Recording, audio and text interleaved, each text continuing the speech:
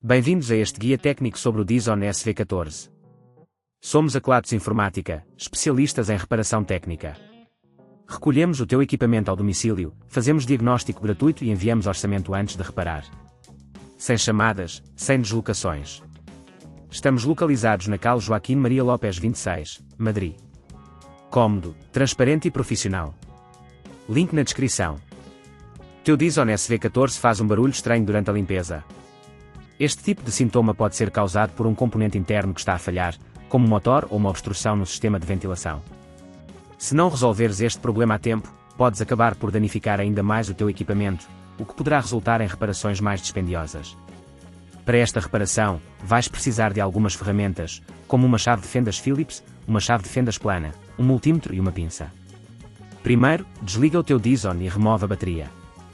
Para abrir o equipamento com segurança, utiliza a chave de fendas Phillips para remover os parafusos que prendem a parte traseira do aspirador. Após remover os parafusos, usa uma chave de fendas plana para fazer palanca e abrir a parte de trás. Agora, localiza o componente que está a falhar.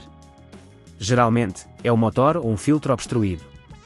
Se não tiveres a certeza, utiliza o multímetro para verificar as ligações elétricas. Para extrair o componente danificado, desconecta os cabos com cuidado, usando a pinça se necessário, para não danificar outros componentes próximos. Ao substituir o componente, assegura-te de que usas o mesmo tipo de peça. Aperta os parafusos com firmeza, mas não em excesso, para evitar danos.